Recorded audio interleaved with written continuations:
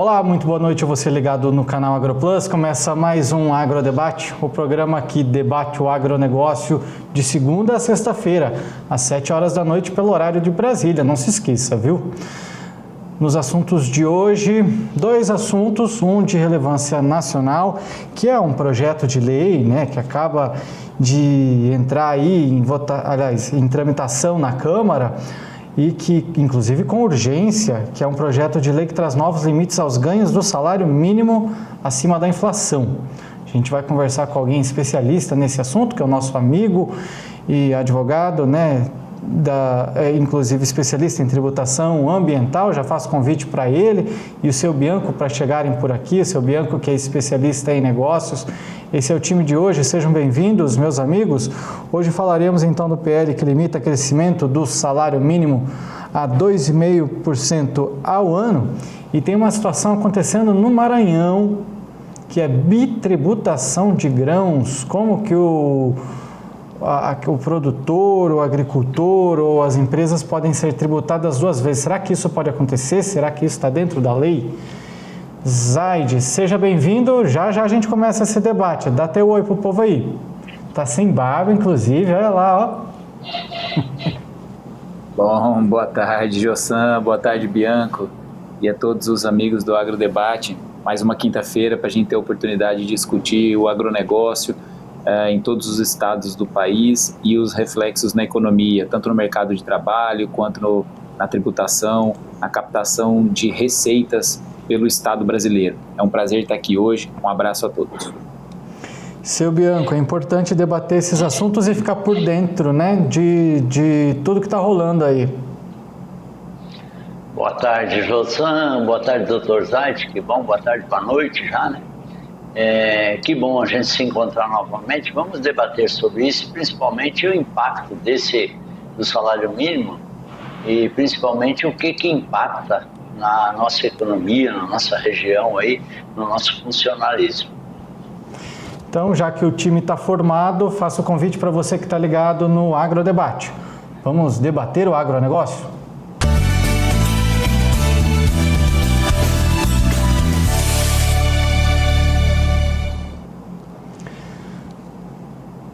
Bom, meu amigo, minha amiga ligada no Agrodebate, um dos projetos enviados pelo governo como parte do ajuste fiscal anunciado pelo Ministério da Fazenda, segundo dados aí da Câmara, do site da Câmara, o Ministério da Fazenda, esse ajuste fiscal anunciado pelo Ministério da Fazenda com o PL 4.614 de 2024, busca ajustar as despesas ligadas ao salário mínimo aos limites do chamado arcabouço fiscal. Ou seja, o salário mínimo continua a ser um ganho acima da inflação, mas limitado ao intervalo entre 0,6% e 2,5%. Hoje a gente está com o nosso amigo das quintas-feiras, Zaide Arbid. Eu já quero fazer a pergunta para ele. Zaide, o que isso representa para a nossa economia brasileira? Isso é bom, é ruim ou, como a gente sempre fala por aqui, depende? Tá ótimo, Jossan. Muito obrigado pela oportunidade de, a partir da sua pergunta, comentar aspectos gerais, da nossa economia, do nossa mudança e característica do pacote fiscal que nós estamos assistindo, Então, a gente tem que ter sempre em mente o seguinte, que a economia de um país, ou como a gente fala, a macroeconomia, ela é um navio em alto mar. Então, qualquer movimento, seja de aceleração, seja de frenagem, seja de virada para a direita, seja de virada para a esquerda, a economia ela tem movimentos lentos, e que, por mais que sejam feitos muitos esforços, os resultados, as percepções desses estímulos, elas demoram a acontecer. E quando acontecem, mudar o rumo da economia é novamente uma outra etapa que vai demorar um certo tempo. A economia ela trabalha em gaps, Ela leva certos espaços de tempo para ela conseguir trazer os resultados e medidas que foram gestadas, que foram originadas na política.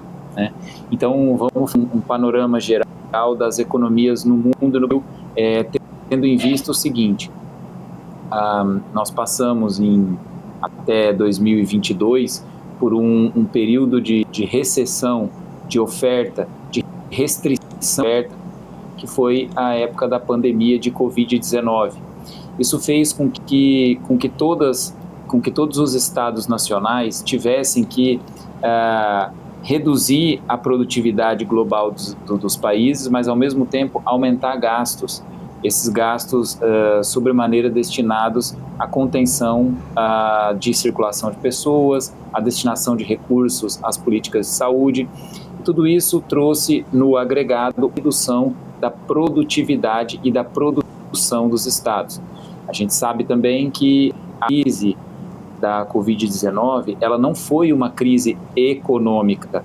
As pessoas não estavam sem dinheiro, elas estavam com dinheiro, mas o gasto era um gasto muito mais voltado a bens de consumo e que não necessariamente aumentavam a produção global de um país, né?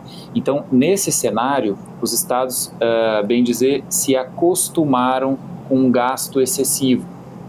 É bom lembrar que, à época, o ministro Paulo Guedes, nós no Brasil vivíamos uma taxa de juros da ordem de 3%, contra essa de agora que nós temos próximo a 13%. Isso é uma política do Estado, né? Uma política de subvenção das políticas de juros, das taxas de juros. Então, no meio do caminho, o Brasil ele teve uma mudança de orientação econômico-política com a ascensão do PT, né, e da política de substituição do teto de gastos, né, que no final do governo Bolsonaro eles tinham instituído um pacote fiscal de teto de gastos, quer dizer, a máquina pública ela tinha um contra-cheque que já vinha escrito, né, já não podia passar desse gasto. Isso era uma medida muito restritiva do ponto de vista do gasto da máquina pública. A pretensão, o modelo de organização política tinha como base esse Estado mínimo, essa lógica liberal de construção do papel do Estado na economia, do papel do Estado na sociedade. Era um Estado que não era tão intervencionista, né? Não nessa medida, em outras medidas era intervencionista, mas nessa não. Então, mudamos de um teto de gastos para um arcabouço fiscal. São desenhos institucionais completamente diferentes, isso é preciso que se entenda, né? Quando se fala da substituição do teto de gasto para o fiscal, não se está mais pensando em colocar um número claro e objetivo em que possa ser verificado pela população de que aquele deve ser o máximo do gasto do Estado brasileiro. Não adotamos mais esse modelo. Nós mudamos para um modelo de arcabouço. É algo muito mais flexível, é algo muito mais maleável, é uma moldura que diz nortes de onde a tributação, né, e o gasto do Estado podem seguir. Uma grande inovação é que os gastos com políticas sociais, que não vem ao caso de fazer juízos de valores, mas efetivamente são gastos, são dispêndios econômicos, os gastos com políticas sociais não eram contabilizados nesse arcabouço. E isso foi só uma das primeiras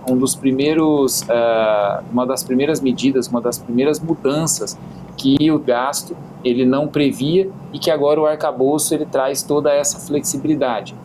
O fato é que assim, o desenho de hoje, para que o nosso telespectador tenha uma boa visão, é que, vamos trazer para uma metáfora, se o aluno de escola do quinto ano ginasial, ele está fazendo as contas dele em casa agora no começo de dezembro, e ele está vendo quanto que ele vai precisar para passar de ano, né? Essa é mais ou menos a situação do arcabouço fiscal no final de 2024. E ele olha e ele está vendo que com o resultado, com o desempenho que ele teve ao longo do ano, ele vai precisar tirar 9 para passar de matemática. Só que ele sabe que da maneira como ele está estudando, o máximo que ele vai conseguir tirar é um 6. Então, pelas próprias contas dele, né, ele mesmo já sabe que a conta não vai fechar, que ele não vai passar de ano. Guardadas as diferenças, esse é mais ou menos o cenário em que a nossa política de arcabouço fiscal ela vive atualmente. Então, esse último pacote que saiu, que agora que o ministro Haddad ele informou, lembrando que ele informou quase com 2 meses de atraso, o mercado já estava precificando situações piores. O que é isso? O mercado já estava destinando ao preço, né, expectativas piores. O mercado já precificava, significa o mercado já contava com informações piores do que essas que vieram. Mas, veja bem, no momento de informar esse pacote, qual foi a estratégia, né, do governo PT? É trazer, inclusive, um pacote que deveria ser de arroxo fiscal como um presente de final de ano. Né? Foi uma chegada do Papai Noel para o trabalhador brasileiro e dizer o seguinte: em primeiro lugar, você, trabalhador brasileiro que ganha até R$5.000, você vai estar isento, né, do seu imposto de renda. Em segundo lugar, para custear a sua isenção, nós vamos criar tributos sobre os super ricos, né? E esse acréscimo tributário sobre os super ricos vai tornar possível isenção sobre a faixa de ganho até R$5.000. E então, todo esse conjunto de situações trouxe um cenário no Congresso, na Câmara e no Senado, que agora nós culminamos com essa situação, que a Câmara aprovou em regime de urgência esse projeto de lei do pacote fiscal que limita o crescimento do salário mínimo a 2%, 2,5% ao ano. Então nós estamos falando hoje, na quinta-feira, dia 5 de dezembro, e na noite de ontem, de quarta-feira, por 267 votos a favor, contra 106 contra, esse requerimento de urgência para o projeto de lei que limita o crescimento real do salário mínimo, ele foi atingido, né, com esse numerador de 2,5%. Então, assim, o que é que nós podemos falar sobre o projeto, né? O ganho real do salário mínimo, ele não vai poder ser superior a 2,5% ao ano, mas também o projeto de lei, ele traz um limite mínimo. Assim como ele fixou um teto, né, de 2,5%, ele também coloca um piso. Ele não vai poder ser inferior a 0,6%. Então, é claro que é inegável que existe uma finalidade de racionalizar as despesas públicas, né, claro, né, mas com vistas a aperfeiçoar esse orçamento e ajustar o ritmo de crescimento do gasto obrigatório, é que essa lei, né, que é a Lei Complementar 200 de 2023, que a gente chamou até agora de arcabouço fiscal, é que ela passou a limitar o crescimento real das despesas a 70%, né, da variação da receita, sempre considerando essa faixa de 0,6% para 2,5%. Isso é exatamente, Jossan, amigos telespectadores e Bianco, é exatamente o que diz o texto de lei, né, dessa proposta que está sendo discutida. Mas e aí você me pergunta, e na prática, né, o que isso vai ficar? A proposta, ela prevê que o salário mínimo ele vai continuar sendo corrigido pelo mesmo índice, o Índice Nacional de Preço ao Consumidor, que é o INPC. Essa correção ela vai até novembro, né, mais a variação do PIB nos 2 meses anteriores. É assim que a coisa é feita, né? Mas agora ela vai ter que ser limitada à regra do arcabouço fiscal por ano, né, que vai estabelecer justamente essa questão de uma limitação do crescimento da despesa de 70%, né, ou 50% na variação desses 12 últimos meses. E daí, para fins de salário mínimo, isso que é o que cai para nós. Trocando em miúdos para fins de salário mínimo, fazendo toda essa consideração inicial com a macroeconomia e com essas políticas que dizem respeito ao período que nós estamos saindo, né? Para o trabalhador resulta, vai variar entre 0,6% e 2,5% ao ano acima da inflação. Então, esse primeiro aspecto, Jossan, é assim algo que deve ser levado em conta, deve ser considerado quando a gente pensa para onde vão, né, para onde vai o cenário da economia a partir desse PL que foi em regime de urgência votado na Câmara na data de ontem. Seu Bianco, sua opinião? Jossan Zaid colocou muito bem que o governo nosso ele está gastando mais do que arrecada. O que é que tem a ver isso?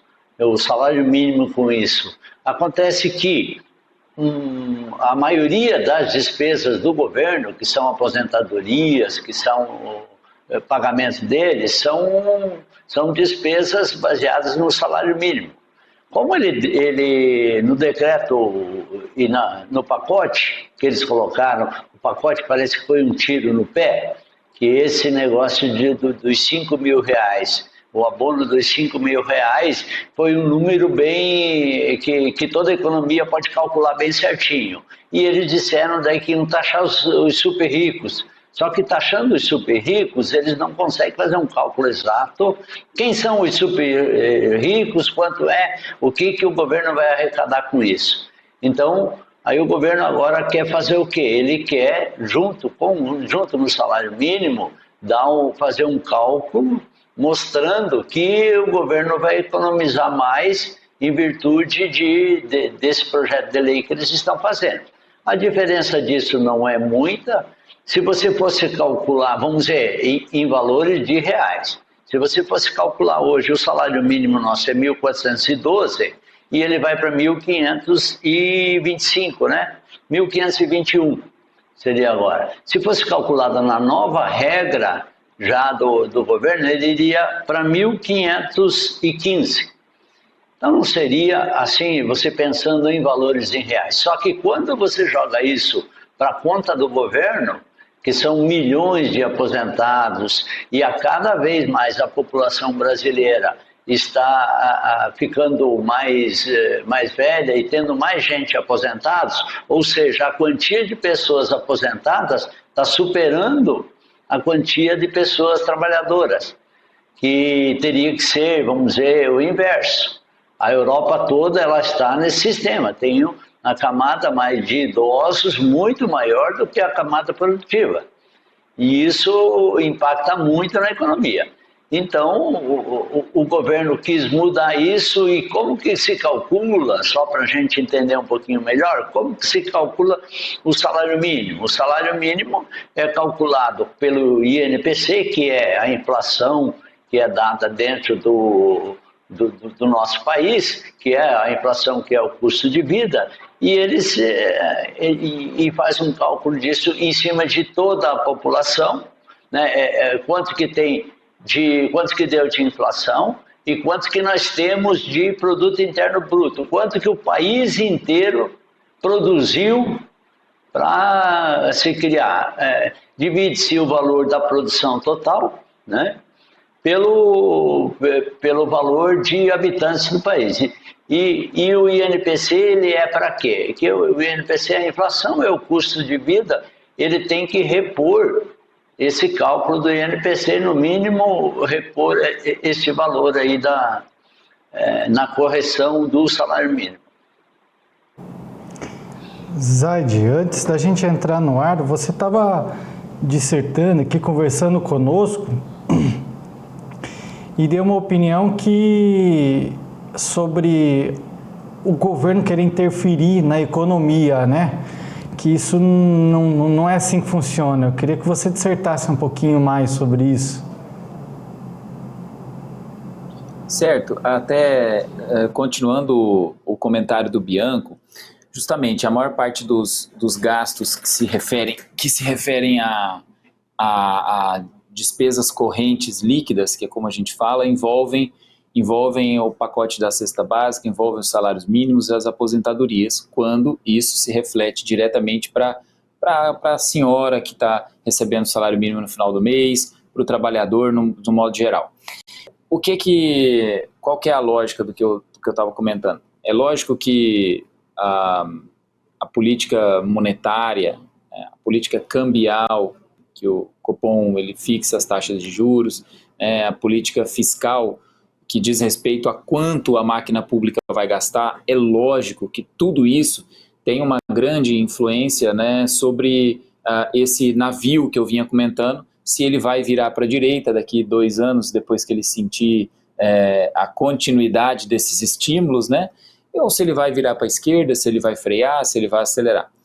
O que eu estava comentando era o seguinte, é que é impossível se fixar dessa maneira, sem que isso traga reflexos econômicos e até políticos mesmo, de uma ordem muito desproporcionalmente maior do que essas que nós estamos querendo atingir. Vamos analisar o contexto, né? Essa restrição ou esse balizamento entre 0,6% e 2,5% para o crescimento do salário mínimo, isso é mais que uma expectativa, né? Fixada num projeto de lei. A gente tem que lembrar isso, ainda é um projeto de lei, pode ser que esse projeto de lei não passe, né? Esse projeto de lei está na Câmara, depois que ele for aprovado na Câmara, ele precisa ser aprovado no Senado também, e depois ele precisa da sanção presidencial. Mas certamente isso é uma reação, né, à oposição, para que essas medidas populistas que vieram no pacote fiscal, que elas tenham algum certo freio, né? Como eu comentei, aquilo que o ministro Fernando Haddad deveria ter anunciado como um arroxo fiscal, dados os números que nós conseguimos atingir, lamentavelmente, com o arcabouço fiscal no ano de 2024, o que no final do ano deveria vir como um corretivo, veio mais ou menos como um símbolo de um presente de Natal, né? Então, vai ter o aumento do salário mínimo, vai ter a isenção até R$5.000, vai ter a taxação de super ricos. Essa forma de atuar na economia desvinculada de um planejamento e mais como sendo jogando o dinheiro para o ar e fazendo políticas populistas, sem uma previsão e sem uma responsabilidade fiscal, que era o tema, o central disso que eu estava comentando no começo. Nós podemos até fixar algum limite sobre o tempo de produção que as pessoas vão estar se dedicando na semana, como foi o que nós conversamos sobre a jornada, né? Nós podemos até fixar limites de correção ao salário mínimo. Só que, na realidade, não pode, a expressão que eu usei foi, nós não podemos colocar a carroça na frente dos bois, porque primeiro nós precisamos criar a riqueza, para depois organizar e distribuir essa riqueza. Nós estamos pensando já em limitar o tempo, né, de trabalho daquela força de trabalho, daquela mão de obra que ainda não se mostrou mais produtiva, né, e depois não estamos querendo imaginar que isso vai gerar redução de produção global no agregado. E ligando aquele tema com esse tema de agora, como é que nós vamos fazer para limitar o crescimento, o piso e o teto do salário mínimo, sabendo que todas essas questões elas dependem da capacidade da nossa produção interna, né? O nosso produto interno bruto é que vai dizer o quanto de tem a nossa moeda. Quanto menos produção nós tivermos, maior vai ser o poder de compra e maior, portanto, vai ser a corrosão do poder de compra, maior vai ser a inflação. Então, esses são conceitos que a economia, com muita naturalidade, trabalha eles como sendo faces da mesma moeda, partes do mesmo corpo, e que na política, muitas vezes, porque ela tem outros interesses, né, ligados com as suas bases de apoio, ligados com os seus setores de atendimento, direcionado, por exemplo, a questões aí mais voltadas à classe trabalhadora, se olha a verdade só sob um prisma, né? Se olha o dinâmico só sob um aspecto, né? É como se a gente estivesse olhando um filme e vamos analisar só uma foto, como se aquilo que entra no bolso do trabalhador fosse de única irresponsabilidade daquele que paga o seu salário, como se a produtividade desse trabalhador não interferisse em nada no seu salário, né? Então, essa visão, né, míope, né, parcial do fato econômico, né, é que eu acredito que tem a ligação até, a intervenção da política dessa forma, unilateral nos fatos econômicos, é que liga mais ou menos esse nosso tema de hoje, do crescimento, né, da restrição, da limitação artificiosa, né, artificial pela política ao fato econômico do salário mínimo. Esse tema está ligado tanto na questão do salário mínimo quanto na tributação, no aspecto que nós vamos ver sobre o Maranhão, as maneiras como a política interfere na economia. Essa aqui é sobre o salário mínimo, a outra é sobre fatos tributáveis. Mais ou menos nessa linha que a minha consideração geral foi de que jeito a economia consegue ser bem regulada pelas decisões políticas. Essa, na minha opinião, não é uma delas. Show de bola. Daqui a pouco, então, a gente fala sobre esse assunto que o Zaid mencionou aí, que é a bitributação que está sendo discutida lá no Maranhão, né? Seu Bianco, eu vi gesticulando aí, eu acho que tem pergunta, e eu também tenho pergunta para o Zaid e para vocês dois, que envolve o crédito rural, né? Já que o aumento do salário pode levar a mudanças nas políticas de financiamento agrícola, uma vez que a renda dos trabalhadores no campo pode ser um indicador de necessidade de novos investimentos, né, em tecnologia. Vamos tentar dar uma pincelada a isso daqui a pouco. Vamos fazer uma pausa para o intervalo comercial e daqui a pouquinho o Agrodebate volta. Você de casa não sai daí.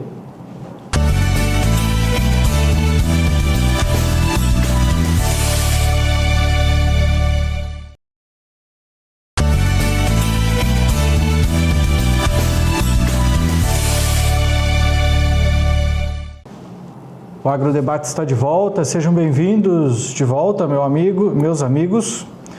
No bloco anterior nós estávamos falando sobre, né, essa votação, né, esse projeto de lei aí, né, que tramitando aí em limite de urgência, inclusive na Câmara, para duas propostas, né, de ajuste fiscal, e uma delas que impacta aí a economia de maneira geral, que é limitar aí, né, o aumento do salário mínimo entre 0,6% e 2,5%. Seu Bianco, no bloco anterior o senhor queria fazer uma pergunta, eu acho, ou uma consideração, pode ficar à vontade. Eu ia fazer uma consideração, Justan, acrescentando o que o Dr. Zaid falou. Essas medidas populistas do governo, né, elas causam muito prejuízo para a nação.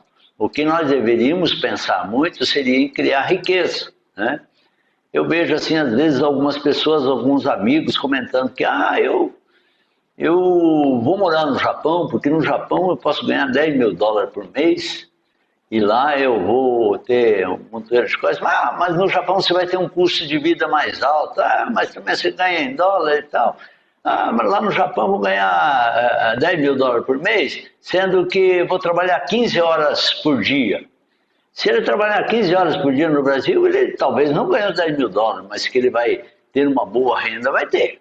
Então nós temos que pensar que nós temos que ser muito mais produtivos do que ser populista. O governo está naquele sistema que você sabe, que a gente já falou, que ele dá o peixe e não ensina a pescar. Nós temos que trabalhar muito para aumentar a nossa produtividade, trabalhar mais e mais para que nós possamos, dentro de alguns tempos mais à frente, a gente possa colher esses frutos que a gente está pensando. Agora, essas medidas populistas, e é por isso que o dólar foi a 6 e pouco, a R$6 e pouco, eles colocam só medida populista que o governo só vai dar coisa de graça para todo mundo. O que tem? O mercado entende isso como que ninguém quer trabalhar e ninguém vai criar riqueza.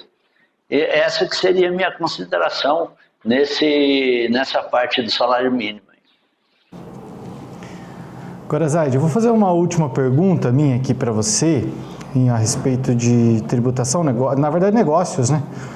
Que também serviria para o seu Bianco, talvez os dois possam dissertar aí. A influência, né, nas políticas de subsídio e crédito rural, já que aumentando, né, esse ajuste de políticas de subsídios e crédito rural com base no salário mínimo, afeta diretamente os custos de produção, né, investimento no setor agropecuário. Então, como que uma medida como essa pode afetar, pode beneficiar, pode prejudicar Eu acho que primeiro o seu Bianco, será que consegue me responder essa pergunta?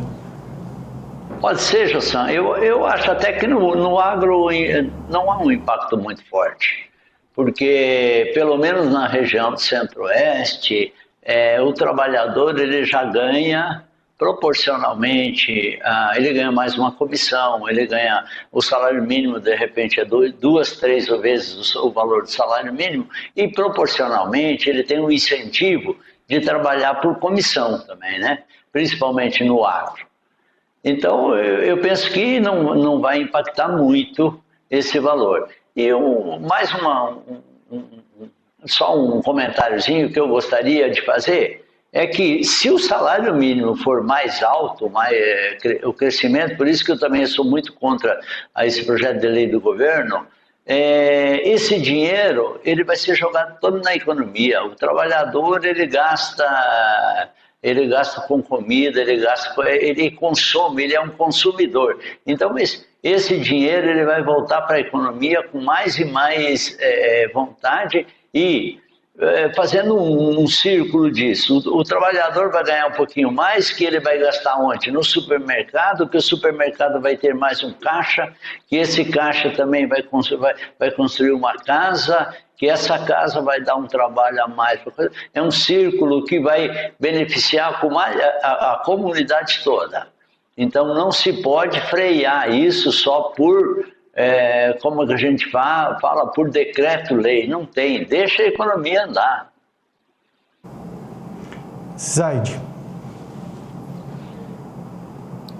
Pois é, Jossan, esse aspecto que o Bianco comentava me fez lembrar um dado publicado pelo Banco Mundial, que se chama o seguinte, até o nosso telespectador pode buscar na internet, quanto custa pagar impostos, né? Então, a tônica do texto é comparar as economias e ver quais são aquelas economias em que o sistema tributário é o mais caro do mundo, né? E lista os países, e pode estar certo que nós estamos no pódio, tá? Nós estamos no pódio. Então, quer dizer, o que significa isso? É quanto eu vou precisar gastar na minha empresa para manter uma equipe de contabilidade, uma equipe de uma advocacia tributária, uma equipe pronta para trazer as informações para o Estado que ele espera, né?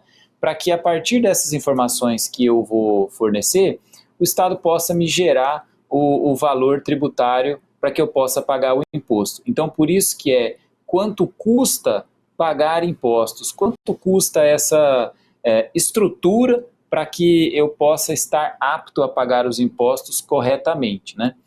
E nesse mesmo levantamento do Banco Mundial, eles fizeram uma pesquisa no Brasil sobre as classes de renda, né? E quanto que cada uma dessas classes, percentualmente em relação ao salário, gasta de impostos, né?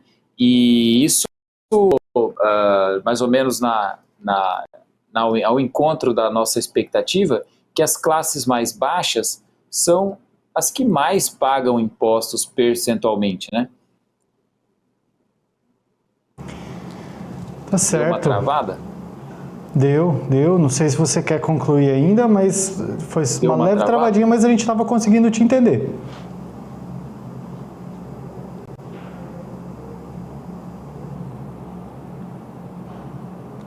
Zaid, me ouve? É só para concluir, então, o tributo que está na manteiga, que está no pãozinho, que está numa prestação de serviço, em qualquer bem.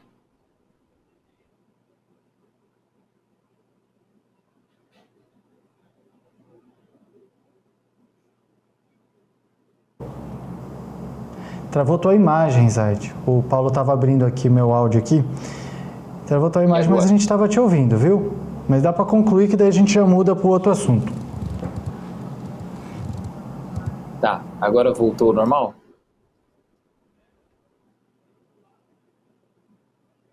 Então, beleza. Então, essa situação encontra com o que o Bianco estava comentando, pelo seguinte: se aumentar o salário mínimo, né, o que vai acontecer é que esse recurso que está daquela classe que está nas classes B e C, esse recurso, na maior parte das vezes, na sua maior porcentagem, volta para a economia real, vai aquecer o mercado, vai aquecer a bicicletaria, vai aquecer a papelaria, né? E também o dado é que 51% do salário mínimo é gasto com tributação, com essa tributação que está embutida no preço do pãozinho, no preço do café, no preço do arroz, do feijão, da prestação de serviço, né, da roupa, né? Então, tudo isso vem a dizer que aqueles que são os maiores pagadores de impostos, percentualmente, com base na sua renda, são as classes menos favorecidas. E limitar, portanto, o aumento do salário mínimo nominalmente traz um efeito reversivo para a nossa tributação, né? Então acaba que isso pode ter vindo como um presente, né, do nosso ministro Fernando Haddad, mas que pode se revelar realmente um presente de grego. Show de bola, Zaid Erbidi, advogado especialista em tributação ambiental. Mudamos de assunto. Posso completar, agora. José, ou não? Pode, só para finalizar, para dar tempo da gente falar do Maranhão aqui também. Tá, só um minutinho só. O Dr. Zaid pontuou muito bem que 51% a gente paga, ou pelo menos o assalariado, de impostos. Aí o próprio assalariado pode dizer, mas eu não pago isso. Quando ele vai no supermercado, que ele compra um pacote até de erva, né?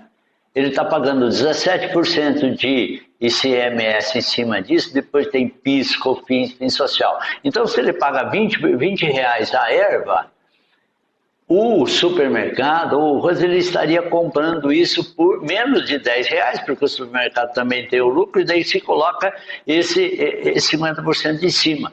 Então, está embutido, se não tivesse o governo, se não tivesse os impostos, esse quilo de erva, que é 20 reais, iria custar para o consumidor apenas e tão somente 10 reais. Só para esclarecer isso daí. Muito obrigado. O seu Bianco não poderia deixar de falar do chimarrão dele, tá certo? Puxou a sardinha para o lado dele. Vamos lá mudar de assunto agora. A gente fala do Maranhão, o estado do Maranhão, porque produtores rurais, produtores de grãos de lá, estão até preocupados, né? Estão preocupados porque eles podem correr o risco de, a partir de fevereiro do ano que vem, serem tributados 2 vezes. E a gente vai tentar entender tudo isso, já que essa taxação que já havia sido revogada a pedido dos produtores lá do Maranhão, foi recriada pelo Estado e deve começar a valer no final de fevereiro de 2025. E há informações, inclusive, de que essa questão ela está de acordo com a legislação, inclusive para ser aprovada, né, precisava disso, né? Mas a informação de que a justificativa dessa cobrança usou como argumento uma autorização prevista na reforma tributária. Zaid, será que a gente consegue só dar uma pincelada bem rápido nisso, só uma introdução, porque eu preciso fazer uma pausa? Claro, Jossan. A nossa Constituição, ela estabelece que os estados podem criar contribuições referentes aos bens primários. E foi nessa autorização que o estado do Maranhão se valeu para criar esse tributo, essa contribuição sobre o transporte e o beneficiamento de soja e sorgo, agora no último dia 25, né, do mês de novembro. Então, o argumento do Estado do Maranhão encontra, sim, um respaldo constitucional de ter sido baseado no texto da nossa Constituição. Isso seria uma matéria bem interessante da gente discutir no próximo bloco. Então, fazemos uma pausa e no próximo bloco nós vamos falar sobre ser, de fato, tá, isso aí está correto, não está? Como que o produtor perde ou ganha? Será que ganha com isso? Fazemos uma breve pausa, daqui a pouco tem mais Agrodebate.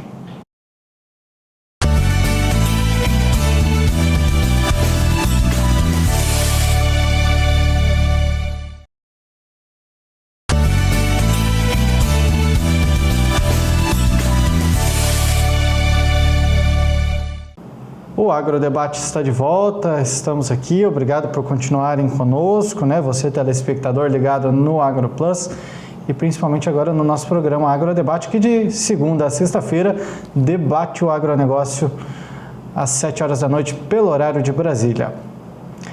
Meus amigos, no bloco anterior, Zaid, nós fizemos uma introdução sobre essa nova taxação que está usando até esse termo de bitributação. O produtor maranhense pode ser bitributado e isso tudo dentro das conformidades da lei? Ótimo, Jossan. Muito obrigado também pela oportunidade de falar desse assunto da tributação do estado de Maranhão. Agora eu só pergunto se o meu áudio, se ele está indo perfeitamente aqui. Então tá ótimo. Bom, então vamos só fazer uma análise geral. Assim como eu fiz aquela análise das economias internacionais na época da Covid, até chegar nesse momento agora, e dizendo que a economia ela é um navio em que os movimentos do navio demoram um pouco para mostrarem, né, o que é que aquele que estava a bordo, né, com o leme do navio estava pretendendo, né? A economia é um navio muito pesado. E aí a gente consegue perceber o seguinte: se os estados federais, eles gastaram muito durante a Covid, eles repassaram muito, né, muitos gastos para os estados como Mato Grosso, Maranhão, né, os estados federados, o que é que a gente tem que perceber aqui agora, né? Que cada estado está matando o cachorro a grito. É isso que está acontecendo. Então os estados eles estão se arriscando, né?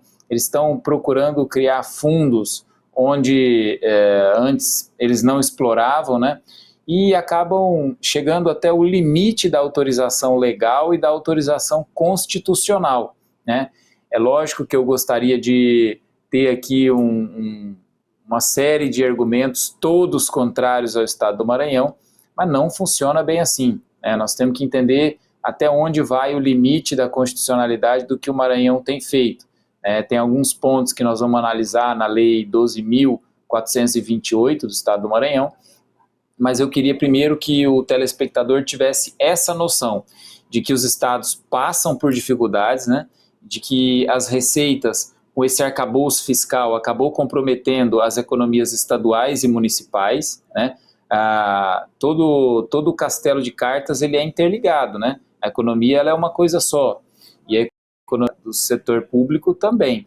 Então, com isso, né, o Estado do Maranhão, ele se valeu de um artigo que está nos nossos atos de disposição transitórias, ADCT, na Constituição Federal, que é no artigo 136, que diz o seguinte: que os estados que possuíam, em 30 de abril do ano de 2023, que eram destinados a investimentos em obras de infraestrutura e habitação e que eram financiados por contribuições sobre produtos primários, né, esses estados podem instituir contribuições semelhantes, desde que não seja vinculado ao ICMS, né, que é o que nós estamos dizendo aqui.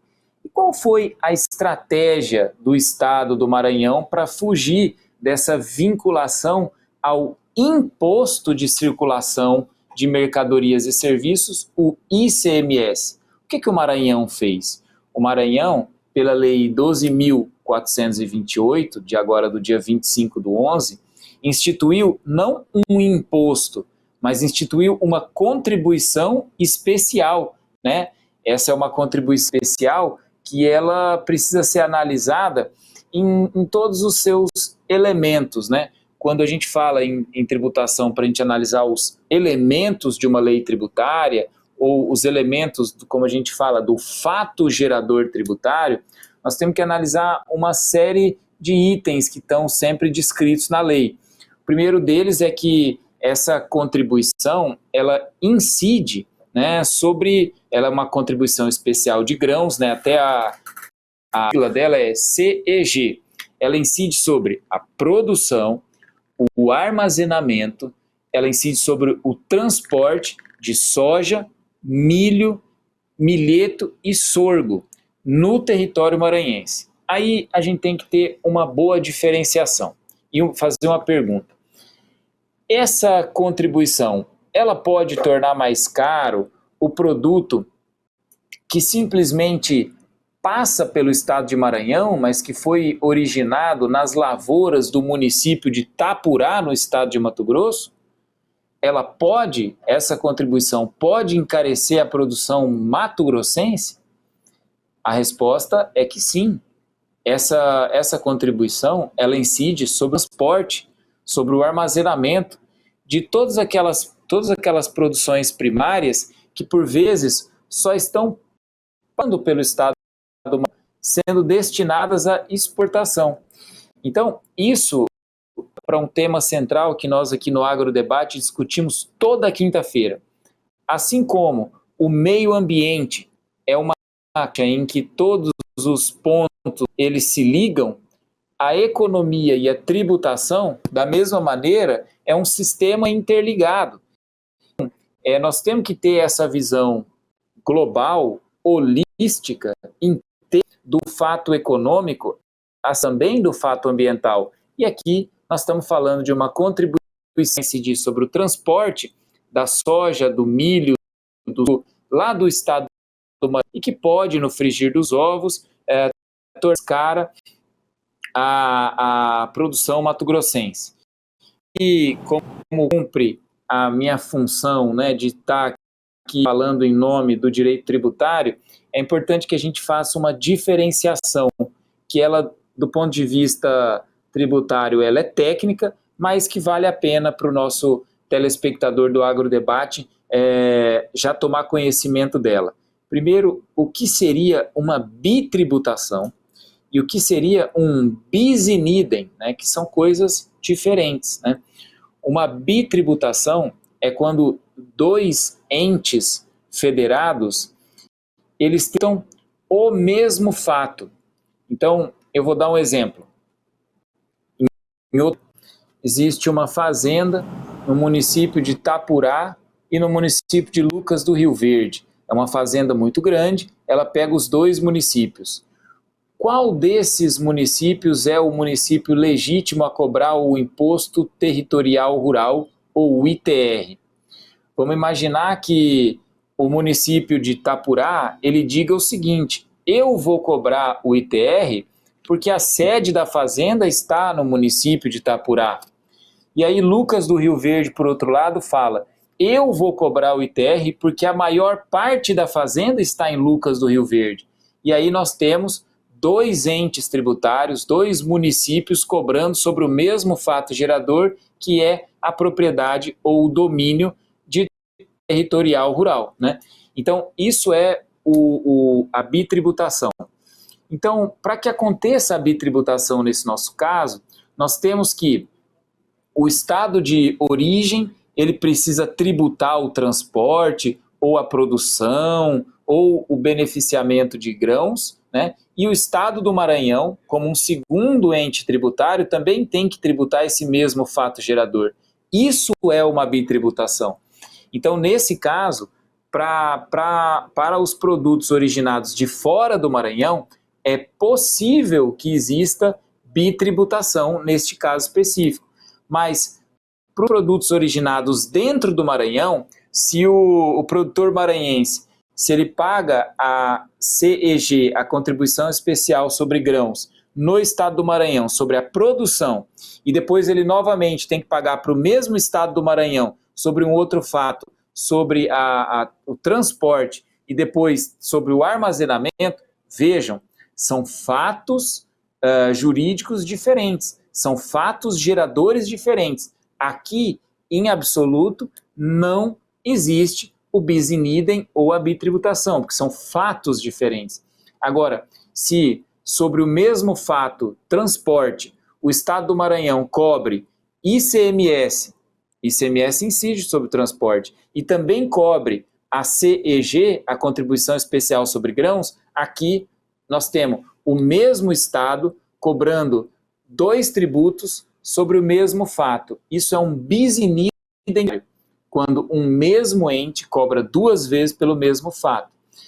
Eu entendo que os casos que nós vamos ver se desenhar no primeiro momento, eu até já imagino como nós vamos poder resolver isso, mas já digo, nós vamos resolver isso na esfera judicial. Certamente, nem o Estado do Maranhão, nem o Estado do Mato Grosso vão estar dispostos administrativamente de abrir mão dessa tributação. Vai ser preciso contratar um escritório especializado em tributação para que daí a gente possa separar o joio do trigo e deixar bem claro até onde vai o limite constitucional dado ao Estado do Maranhão para tributar e até onde vai o limite constitucional do Estado de Mato Grosso, por exemplo, quando for evitar essa tributação do Estado do Maranhão para cobrar no seu próprio território. Então, eu espero assim ter sido claro nesses pequenos pontos que nós estamos falando, que são num emaranhado de outros assuntos que envolvem a tributação entre 2 estados. Eu só gostaria de concluir de que nós estamos aqui falando de um tema que é importantíssimo para um país continental como o Brasil, que se chama guerra fiscal. O nome disso é guerra fiscal. A alteração do Código Tributário Nacional, dessa reforma tributária, ela simplesmente está adiantando, nós estamos começando a perceber fatos pontuais ou exemplos pontuais de novos fornos de uma guerra fiscal que existe ontem, existe hoje e vai continuar existindo daqui para frente quando a reforma for implementada. Seu Bianco, nosso tempo está acabando, mas vai lá. Tá, eu quero ser um pouquinho rápido.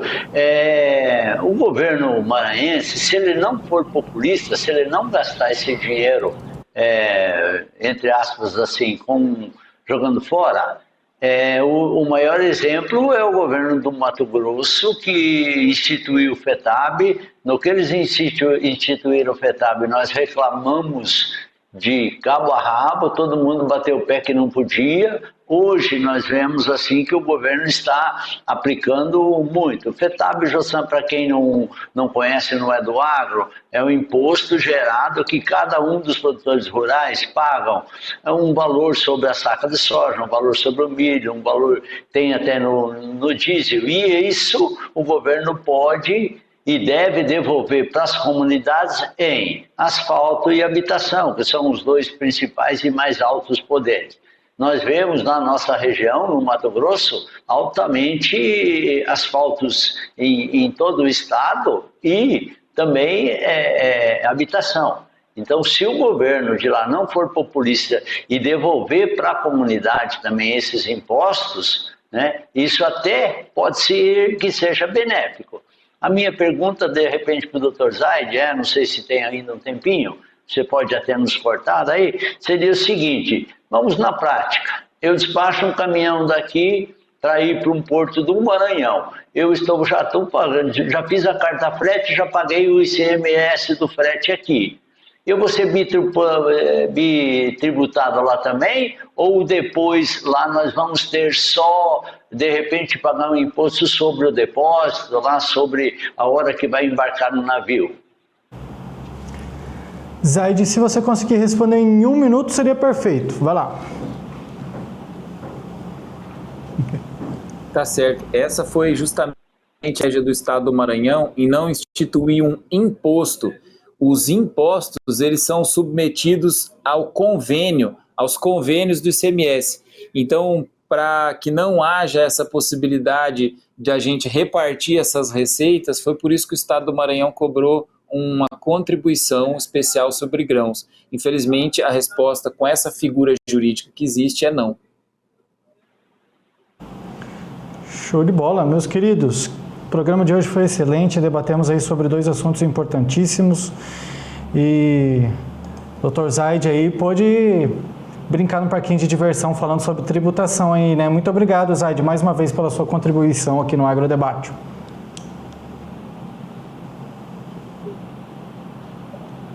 Bom, Jossan, eu agradeço também mais uma quinta-feira que é uma oportunidade e é um privilégio poder participar com vocês e tratar dos assuntos tão importantes para o agronegócio do Mato Grosso e do Brasil.